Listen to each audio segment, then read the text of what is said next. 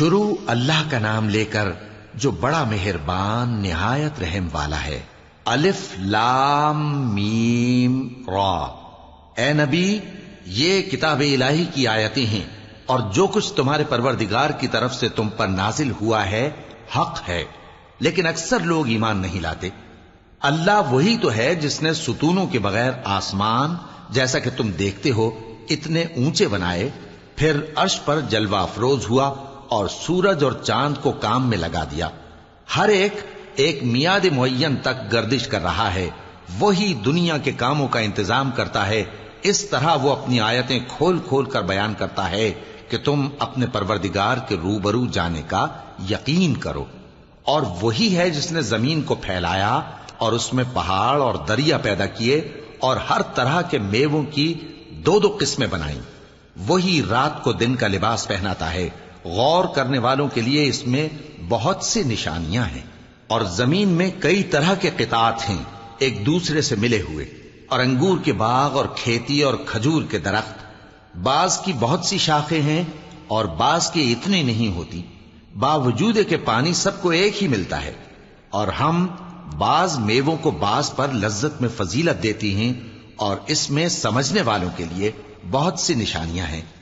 اگر تم عجیب بات سننی چاہو تو کافروں کا یہ کہنا عجیب ہے کہ جب ہم مر کر مٹی ہو جائیں گے تو کیا از سر نو پیدا ہوں گے؟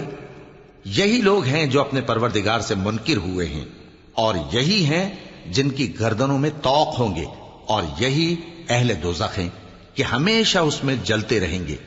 اور یہ لوگ بھلائی سے پہلے تم سے برائی جلدی سے مانگتے ہیں، یعنی طالب عذاب ہیں، حالانکہ ان سے پہلے عذاب واقع ہو چکے ہیں۔ اور تمہارا پروردگار لوگوں کو باوجود ان کی بے انصافیوں کے معاف کرنے والا ہے، اور بے شک تمہارا پروردگار سخت عذاب دینے والا ہے۔ اور کافر لوگ کہتے ہیں کہ اس پیغمبر پر اس کے پروردگار کی طرف سے کوئی نشانی کیوں نازل نہیں ہوئی؟ اے نبی، تم تو صرف خبردار کرنے والے ہو، اور ہر ایک قوم کے لیے رہنما ہوا کرتا ہے۔ اللہ ہی اس بچے سے واقف ہے جو عورت کے پیٹ میں ہوتا ہے، اور وہی پیٹ کے سکڑنے اور بڑھنے سے بھی واقف ہے، اور ہر چیز کا اس کے ہاں ایک اندازہ مقرر ہے۔ وہ چھپی اور ظاہر چیزوں کا جاننے والا ہے، سب سے بزرگ ہے، عالی رتبہ ہے۔ کوئی تم میں سے چپکے سے بات کہے یا پکار کر، یا رات کو کہیں چھپ جائے یا دن کی روشنی میں کھلم کھلا چلے پھرے، اللہ کے نزدیک برابر ہے۔ اس کے آگے اور پیچھے اللہ کے چوکیدار ہیں جو اللہ کے حکم سے اس کی نگرانی کرتے ہیں۔ اللہ اس نعمت کو جو کسی قوم کو حاصل ہے نہیں بدلتا جب تک کہ وہ اپنی حالت کو نہ بدلے، اور جب اللہ کسی قوم کے ساتھ برائی کا ارادہ کرتا ہے تو وہ پھر نہیں سکتی، اور اللہ کے سوا ان کا کوئی مددگار نہیں ہوتا۔ وہی تو ہے جو تم کو ڈرانے اور امید دلانے کے لیے بجلی دکھاتا اور بھاری بھاری بادل پیدا کرتا ہے، اور رعد اور فرشتے سب اس کے خوف سے اس کی تسبیح و تحمید کرتے رہتے ہیں۔ اور وہی بجلیاں بھیجتا ہے، پھر جس پر چاہتا ہے گرا بھی دیتا ہے، جبکہ وہ اللہ کے بارے میں جھگڑتے ہیں، اور وہ بڑی قوت والا ہے۔ کام کا پکارنا تو اسی کا ہے، اور جن کو یہ لوگ اس کے سوا پکارتے ہیں وہ ان کی پکار کو کسی طرح قبول نہیں کرتے، مگر اس شخص کی طرح جو اپنے دونوں ہاتھ پانی کی طرف پھیلا دے تاکہ دور ہی سے اس کے منہ تک آ پہنچے، حالانکہ وہ اس تک کبھی بھی نہیں آ سکتا۔ اور اسی طرح کافروں کی پکار بیکار ہے۔ اور جتنی مخلوقات آسمانوں اور زمین میں ہے، خوشی سے یا ناخوشی سے اللہ کے آگے سجدہ کرتی ہے، اور ان کے سائے بھی صبح و شام سجدے کرتے ہیں۔ ان سے پوچھو کہ آسمانوں اور زمین کا پروردگار کون ہے؟ تم ہی کہہ دو کہ اللہ۔ ان سے کہو کہ کیا تم نے اللہ کو چھوڑ کر ایسے لوگوں کو کارساز بنایا ہے جو خود اپنے نفع و نقصان کا بھی اختیار نہیں رکھتے؟ کہو کیا اندھا اور آنکھوں والا برابر ہیں، یا اندھیرا اور اجالا برابر ہو سکتا ہے؟ بھلا ان لوگوں نے جن کو اللہ کا شریک مقرر کیا ہے، کیا انہوں نے اللہ کسی مخلوقات پیدا کی ہے جس کے سبب ان کے لیے مخلوقات مشتبہ ہو گئی ہے؟ کہہ دو کہ اللہ ہی ہر چیز کا پیدا کرنے والا ہے، اور وہ یکتا ہے، بڑا زبردست ہے۔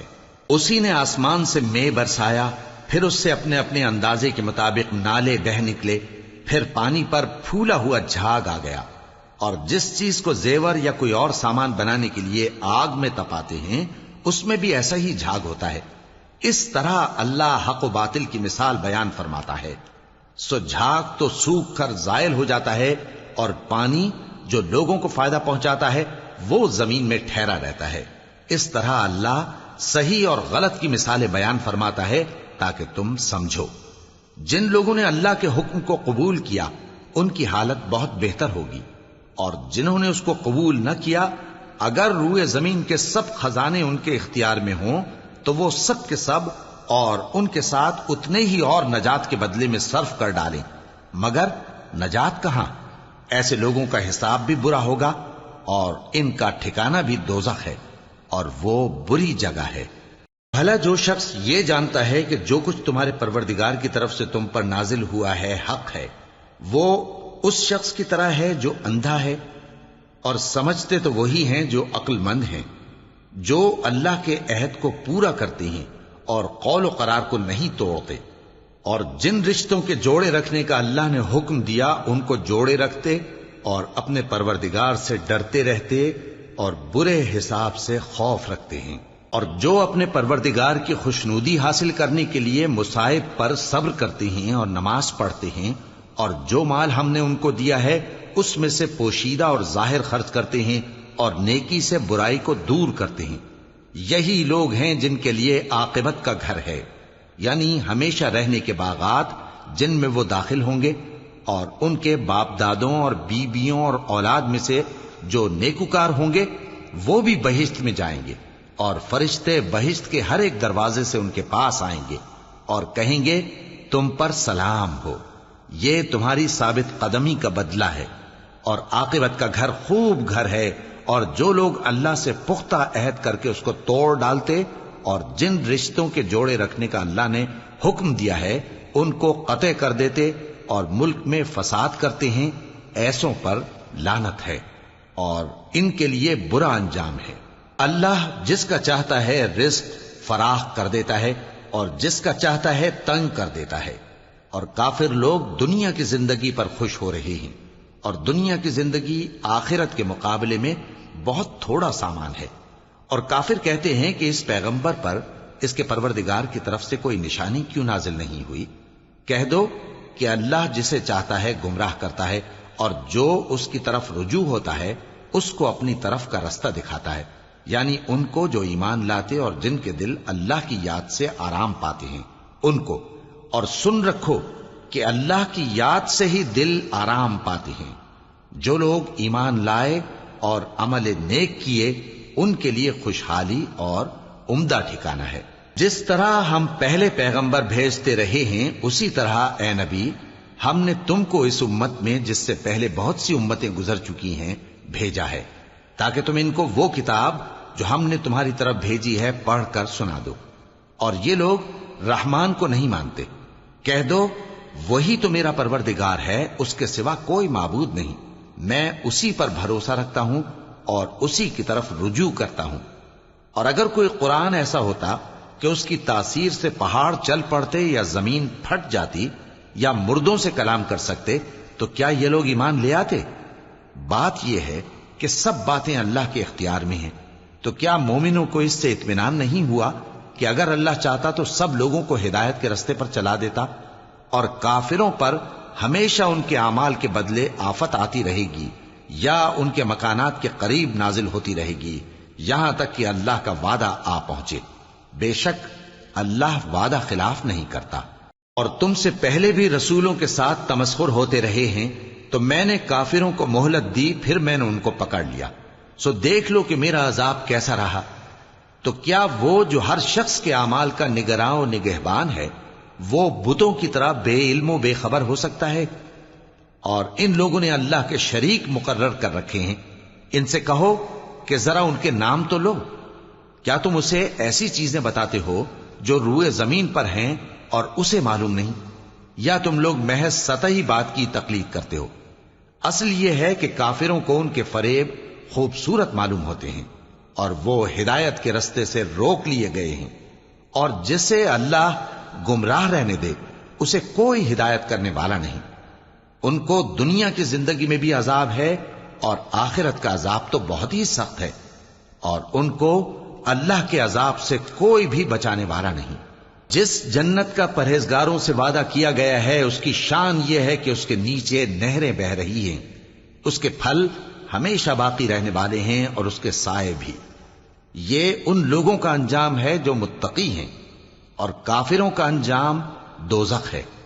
اور جن لوگوں کو ہم نے کتاب دی ہے وہ اس کتاب سے جو تم پر نازل ہوئی ہے خوش ہوتی ہیں، اور بعض فرقے اس کی بعض باتیں نہیں بھی مانتے۔